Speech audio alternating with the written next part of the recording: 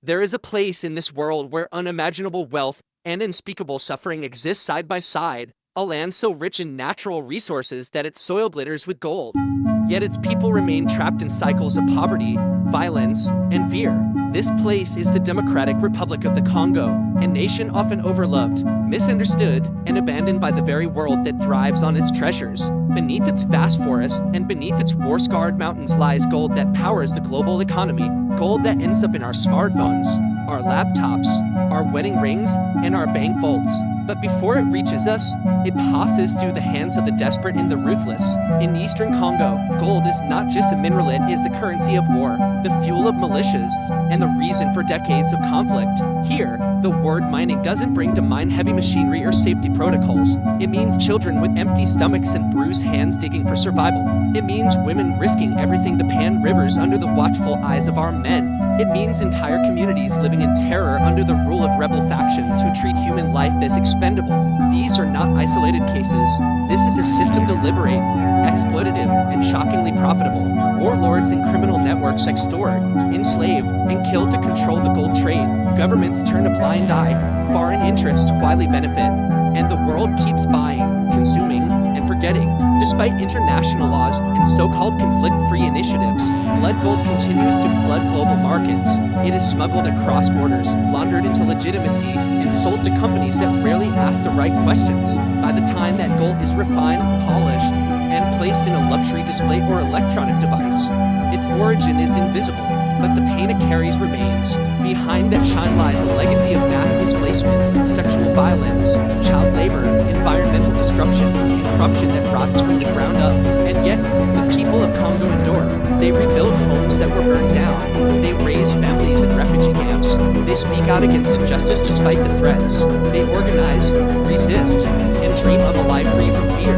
Their strength is a quiet defiance in a world that continues to exploit their silence.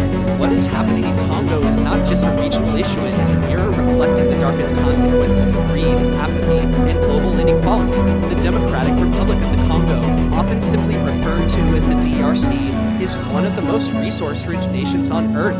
Beneath its soil lies a treasure trove of minerals, gold, diamonds, coltan, cobalt, and tantalum. These resources power the global economy, from smartphones and laptops to electric vehicles and jewelry. But for millions of Congolese, these riches have brought nothing but suffering. In the eastern provinces of the DRC, gold is more than a commodity, it is a curse. What should have been a pathway to prosperity has become a root cause of unrelenting violence, displacement, and systemic human rights abuses. This region is a red zone marked by warlords, corrupt militias, and an ongoing humanitarian crisis. For decades, the Eastern Congo has been a battleground. After the Rwandan genocide in 1994, waves of refugees and armed fighters spilled over into the DRC. Ethnic tensions, historical grievances, and foreign intervention blended into a complex web of conflict. In the vacuum left by a weak central government, various rebel groups and militias formed, each vying for control of territory and resources. One of the most profitable resources is gold. Unlike diamonds or coltan, gold is easy to smuggle and difficult to trace. It can be melted down and laundered into the global supply chain, making it a perfect target for armed groups. In places like Ituri and North Kivu provinces, artisanal gold mining is widespread. Men, women, and even children work in dangerous conditions with rudimentary tools.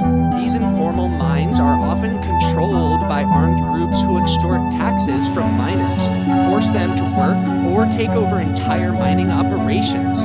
In return, the armed groups use the profits to buy weapons, fuel their operations, and maintain their grip on power. The result is a cycle of violence. The more gold they extract, the more weapons they can purchase. And the more weapons they have, the more terror they can impose. One of the most notorious groups operating in this region is the Allied Democratic Forces, ADF, a rebel group with roots in Uganda but now entrenched in the Congolese jungle. While originally ideological, the ADF has turned into a brutal organization that engages in massacres, kidnappings, and illegal mining. Another major player is the March 23rd Movement, or M23, a rebel militia backed by foreign interests and accused serious war crimes. These groups, along with dozens of others, create a fractured and unstable environment where civilians bear the brunt of the suffering. The Congolese army, meant to protect the population, is often under-resourced and poorly trained. In some cases, soldiers have been accused of the same abuses as the militias: looting, sexual violence, and corruption. United Nations peacekeepers are present in the region, but their mandate is limited and their effectiveness has been questioned repeatedly. As a result, communities in Eastern Congo live in a constant state of fear.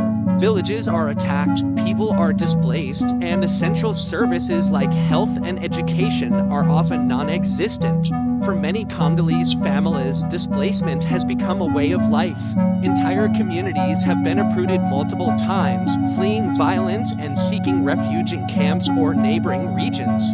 These internally displaced people face harsh conditions, lack of clean water, limited food supplies, and exposure to disease. Children grow up without schooling, and women and girls are especially vulnerable to exploitation and abuse. In some areas, rape is used as a weapon of war, devastating lives and communities. Despite international efforts to regulate conflict minerals, including the Dodd-Frank Act in the United States, enforcement has been inconsistent. Loopholes and weak oversight mean that blood gold continues to enter the global market. Traders in Congo sell the gold to middlemen, who then smuggle it across borders into countries like Uganda and Rwanda. From there, it enters legal markets and is eventually sold to refiners and manufacturers around the world. By the time it reaches consumers, there is almost no trace of its violent origins. Local activists and journalists who try to expose these networks face serious risks. Whistleblowers have been threatened, jailed, or even killed. International journalists attempting to investigate the illegal gold trade have faced intimidation and obstruction. Meanwhile, powerful business interests, both local and foreign, profit from the chaos. The value of the illicit gold trade in the Great Lakes region is estimated in the billions of dollars annually. Yet the people who extracted the gold see none of that wealth. Attempts to formalize the mining sector have been made, but progress is slow. Corruption is deeply entrenched, and regulatory institutions are often ineffective. In some cases, armed groups simply rebrand themselves as local security forces or cooperative groups and continue to operate with impunity. Without a functioning justice system and political will, the rule of law remains a distant dream for much of Eastern Congo. At the same time, the environment suffers tremendously.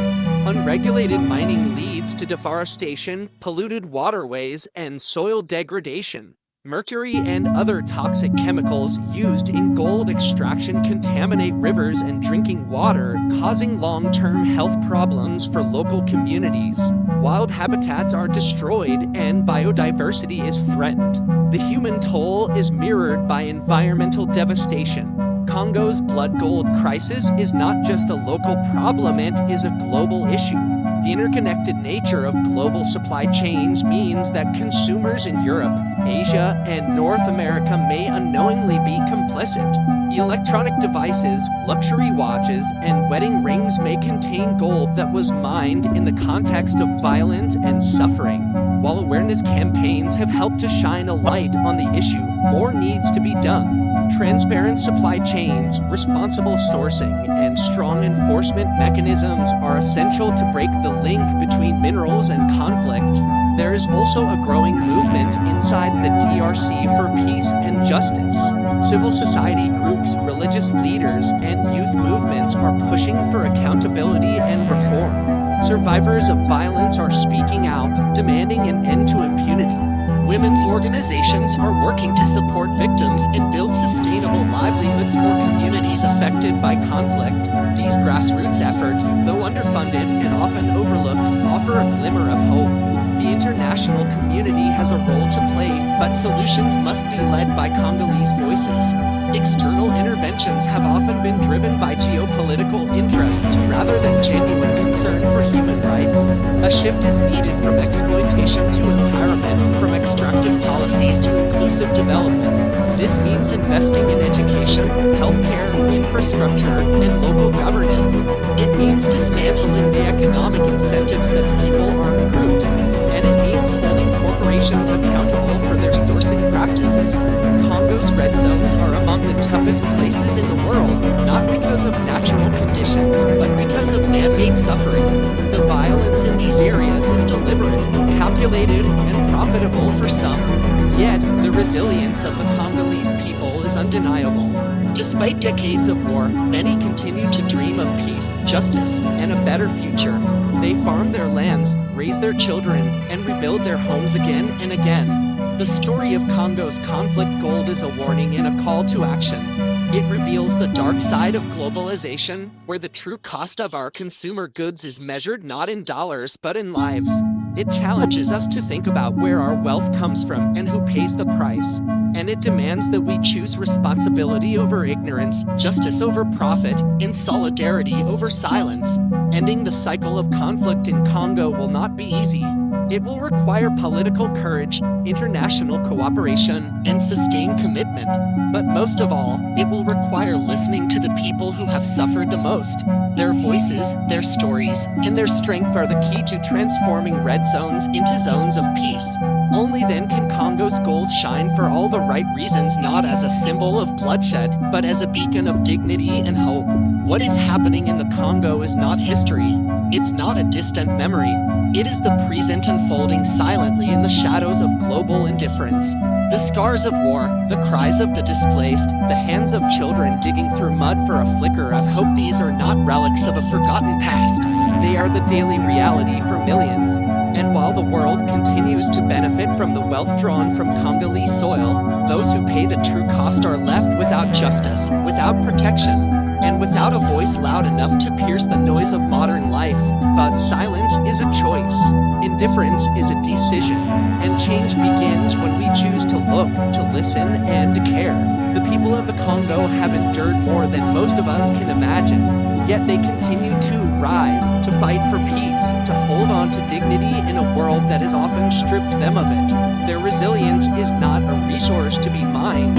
It is a force that demands respect, recognition, and solidarity. The cycle of violence will not end with another promise or another summit.